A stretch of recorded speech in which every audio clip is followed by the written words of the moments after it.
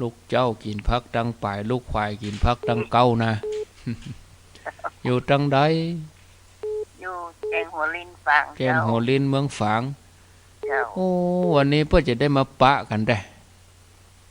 พี่น้องเมืองฝางพี่น้องแม่สวยพี่น้องดอยรอจำต้องเวียงลองร้องอย่าได้เจ้าไม่ได้ไปได้มาก็ฟังวิทยุหั่นกะเจ้าฟังวิทยุอย่างเดียวฟังเพิ่นถ่ายทอดหั่นนะเจ้าเมืองฝางก็มาร่วมเดือนนี้เตรียมตัวกันแล้วกะเมืองฝางอ่ะแม่จงดีเขาอ่ะอยู่ดีมีสุขสาธุอ้าวเจริญพรเจริญพรเจริญพรปิดวิทยุก่อนปิดวิทยุก่อนปิดวิทยุก่อนเนาะได้ยินแล้วเนาะแม่ต้องปิดวิทยุก่อนหน่อย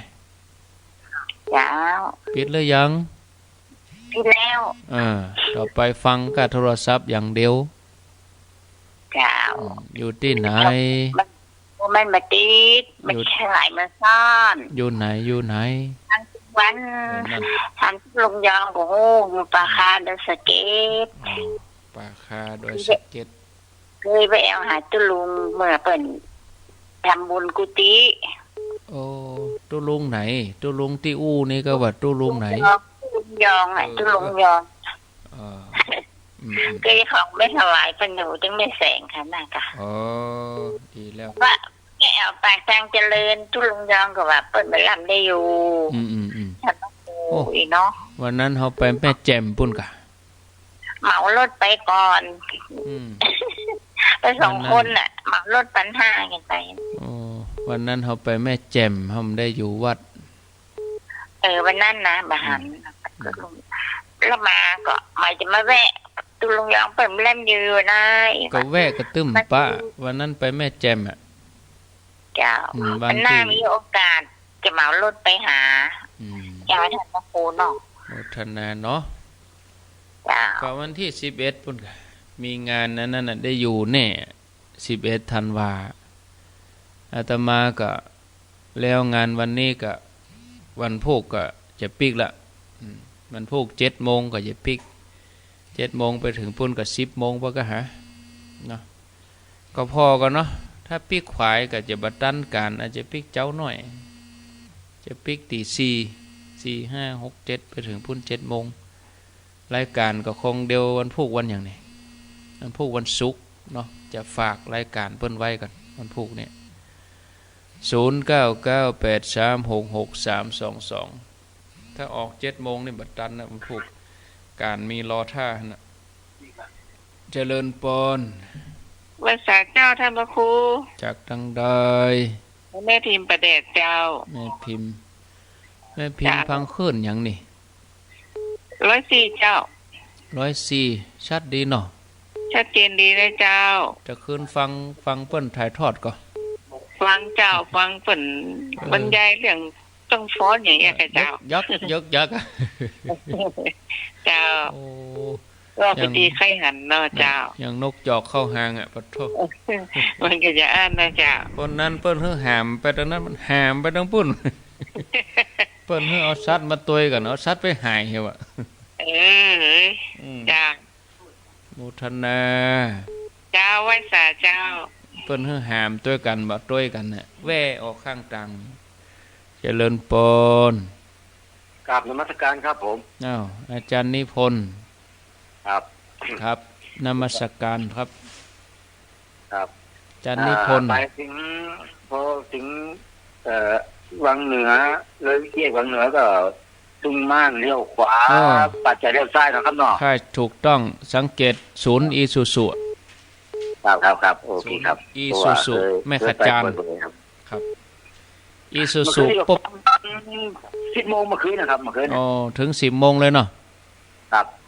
ฟังหลวงตุยองมาสุดท้ายพระเจ้าตุยองไปไหนครับก็เดี๋ยวเพิ่นจะออกแล้วกะเพราะก็นั่งอยู่เนี่ยค่ะนึกว่านั่งรับอยู่นั่งพอโทรศัพท์นั่งเล่นนั่งฟังหูฟังที่เขาออกกันเนี่ยกะ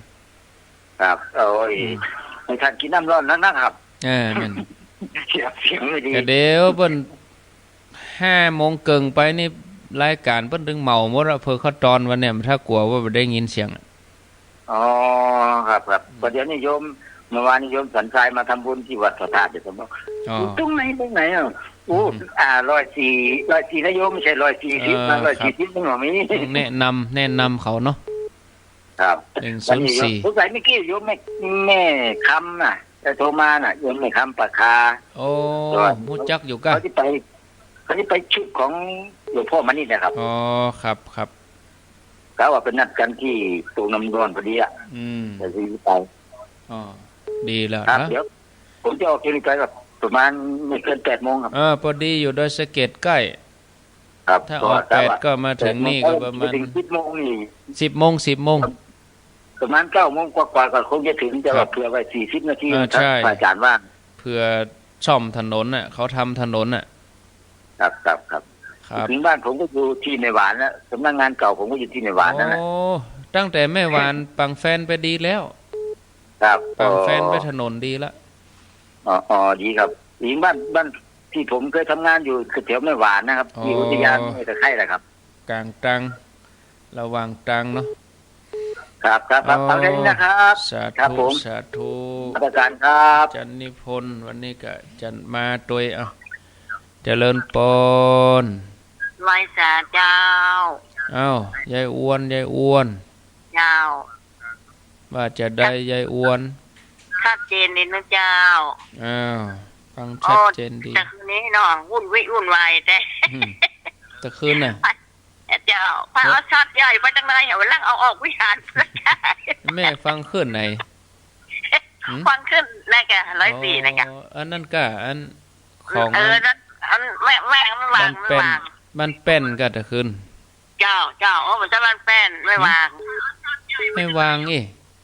เจ้าที่กองผู้เสือนั่นเจ้า ถ้าจะของลุงดมก็ตะคืนนี่ เจ้าชัดเจนดีเจ้า ลุงดมเพิ่นถ่ายทอดให้กะ คนถ่ายทอดเรื่องจ้ะแม่แล้วแต่คืนนี้เนี่ยของมันแป้นกะ น่ะกะ แต่คืนนี้มันแป้นแล้วแม่เจ้านี่อันนี้เนี่ยกะ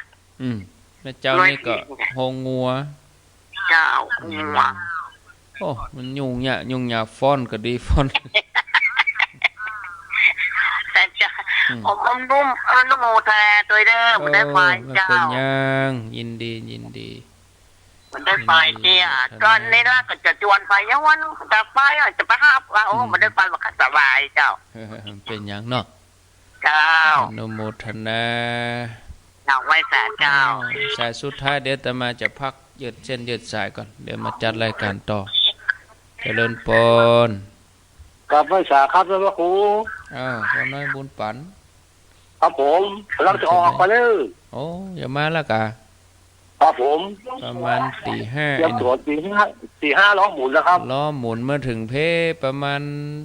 ใกล้8 โมงเนาะ ครับผม ประมาณ8 โมงครับผม ออกไม่สวย ผ่านเวียงปะเป้ามาถึงเวียงกะลงกับ8 โมงเนาะ ครับ มืดป้ากันเด้อ ครับผม เขาแล้วได้มาเขาแล้วเฮือก็ไม่อุ้ยมาวันนี้มาถึงกู้เลยกะ ครับ มากู้เนอะวันนี้ ครับ โอ้ทันดา